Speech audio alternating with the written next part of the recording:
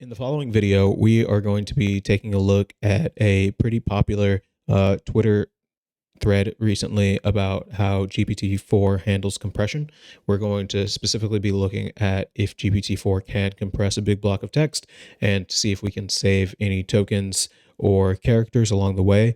We're going to be testing to see what happens if we test different types of compression algorithms, like removing spaces or something that's a little bit more obvious with emojis, or saying it doesn't have to be human readable at all. We're then going to test how good GPT is at retrieving lossless compression and decompressing. And then finally, we're going to plug it into OpenAI's tokenizer to see if we actually saved any tokens, which is what matters at the end of the day. So stick around and let's find out. Okay. So if you've been on Twitter the past couple of days, you might have seen this tweet, pretty popular within the AI community, got 3,800 likes, number of retweets, 2.6 million views. People are trying to compress GPT-4 content into something that GPT-4 can understand and then recompress or decompress the compressed version. But it's saying like, oh, hey, here's the compressed text that's only understandable by GPT. Take this compressed text and turn it back into human text. And if you know anything about compression algorithms in general, compression algorithms basically their main utility is to shrink the storage space required to get across the same amount of data. And you have different types of compression. You'll have lossy compression and you'll have lossless compression. If you have like a lossless compression, the idea is that you compress less. The trade-off is that you compress less because when you scale it back up to its original form, you should have every single piece of data where it belongs. Lossy compression is a little bit more different. Lossy compression is that you don't mind losing a few bits here or there in order to kind of get even more compression. This is more common in image compression than it would be in something like music compression or text compression even, right? Or code compression, because code compression needs to be lossless because it would need to be the same code when it gets decompressed. But image compression can be a bit lossy because if you lose a few, like the redness here or there, or the colors, it doesn't matter nearly as much, right? So you have different algorithms for different things. And I guess that like the people on Twitter here were trying to figure out, can they use GPT to run these kind of like compression algorithms, or does GPT have its own internal compression algorithm? So we're going to play with a few tests with that today and see how it does. So let me just name this real quick.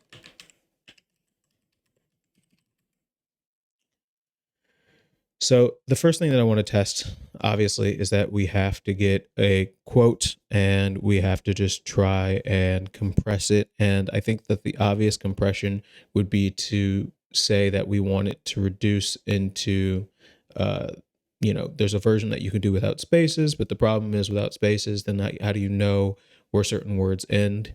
Like if you say the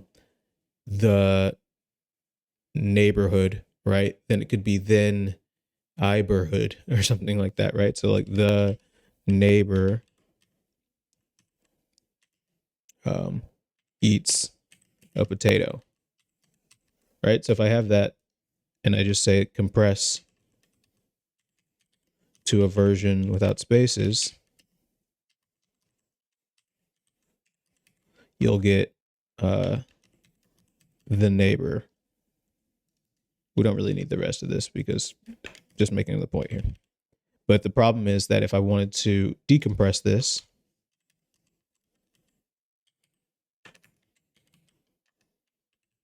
I would get something like then Ibor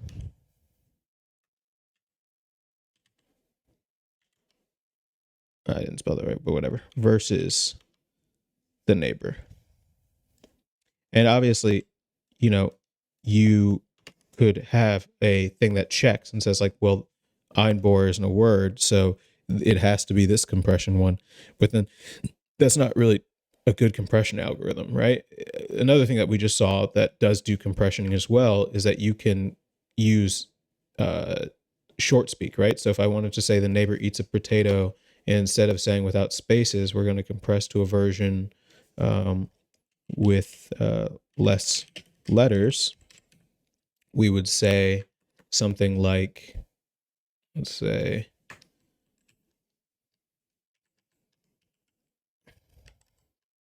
the is like pretty short, but then for neighbor we could do NBR, and then eats we could be like ETS. A is short, and then potato. I don't know how you would shorten potato. Maybe PTTO. So let's actually see. This is just me saying this. The neighbor eats a potato. Let's see if GPT-3 can decompress this. So can you decompress this into full form? And actually, we will switch to GPT-4 because the tweet was from GPT-4 and everybody's talking about GPT-4. So may as well use GPT-4 for this, right? The neighbor eats a potato. So that one was pretty much a gimme, right? Like we got rid of some characters, but we saved quite a lot of space, right? Like let's see, for this one versus this one is 1, 2, 3, 4, 5, 6, 7 characters, right? So that would be a compression saving of 7 characters or something like that. So anyway, let's try and get GPT to, I think that one of the things that I would want to test first is to see if it can compress something and then decompress it as it pertains to lists in particular. And then I would want it to be able to do the similar functionality that you can do on decompressed text.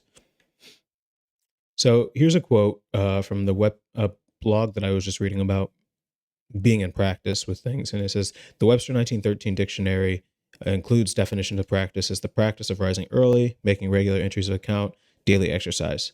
It's not a bad place to start. Get up, get moving, and keep track of where your money is going. Ben Franklin said roughly the same thing. Yada, yada, yada. Get up and get going. So let's actually take this quote and compress it. So compress this quote as much as possible. I think that the thing that I would test is say, like, you can be creative about, you can use emojis to save, use emojis to save space. We are optimizing for, and this is a priority list. So let's tell it that it's a priority.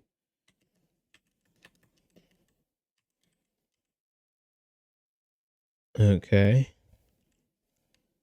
A lot of these you could probably put in the system commands too. I guess for the purposes of these videos, I've mainly just been using the base system command because this is kind of a test of what GPT-4 and 3.5 can do.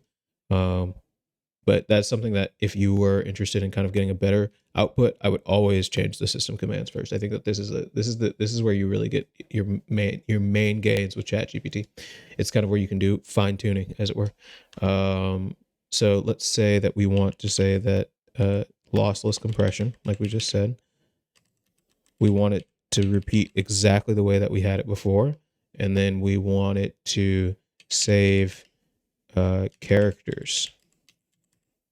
So these are the two things that we care about. So let's see how GPT does. Okay. Rise early, exercise daily, track finances. So that's more of a summary than it is a compression, but I'll take its word for it. And the way that we can check this is that we can actually highlight this text, open a new ChatGPT MD prompt, and then do the opposite, where we say I'm actually going to open this in a new panel so we can see both at once. We want it to recreate this. So obviously it's not going to recreate this. Like, I could tell you right now that it's not going to be able to recreate it. It doesn't have anything about the Webster's 1913 dictionary. It doesn't have anything about Ben Franklin or any quotes. So it's not going to do it, but we can see what it does anyway. So decompress this into its original quote format. Decompress the above.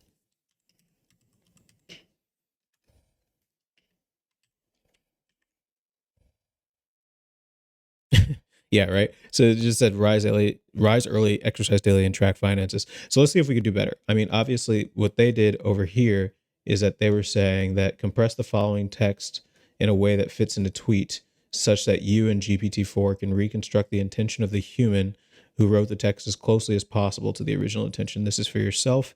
It does not need to be human readable or understandable. Abusive language mixing, abbreviations, symbols, Unicode, or any other encodings or internal representations is all permissible as long as it is pasted in a new inference cycle will yield near identical results to the identical text. So let's go back to our test and say something along those lines. So we did say compress as much as possible. You can use emojis to save space, but let's say that we let's just copy paste some of the stuff from the other one. This is an image, so I can't copy paste it. So I actually have to just read it. It does not need to be human readable or understandable. Let's try that first. It does not need to be human readable. Yeah.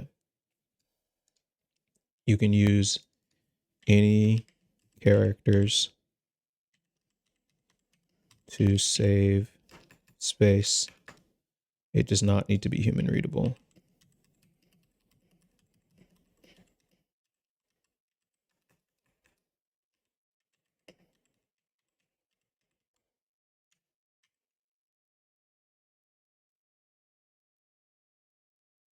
Okay, so still,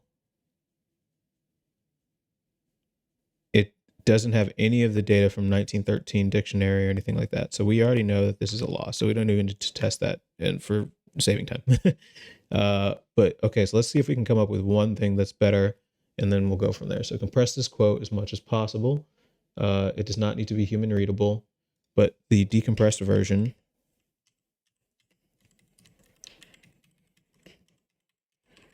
needs to be lossless. We cannot lose any data. Okay, let's try that. Now we're like really hammering in this. And as a matter of fact, let's just move this up to the system command, because this feels like a system command. So let's go here and replace the system command here. And then let's say compress the above, and then run that. Okay, here we go. It does have 1913. It's doing some stuff with characters. Ben Franklin. A lot of no spaces. We got the view highlight link. Okay, so this is actually a good place to start. So now let's try this one. So let's get rid of these because we don't need this anymore. Actually, let's use the new clear command that I forget that I added. So then you can just do that and then decompress the above into, let's see what they said just to make sure that we're doing something similar.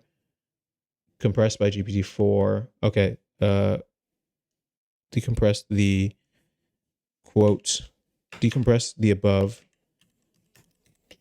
which was compressed by GPT-4 into its original form. The intention of the human, yada yada yada, doesn't matter. I think that this is pretty much the same thing. I'm willing to take that risk. Go. Oh, whoops. I hit go on this side. Go.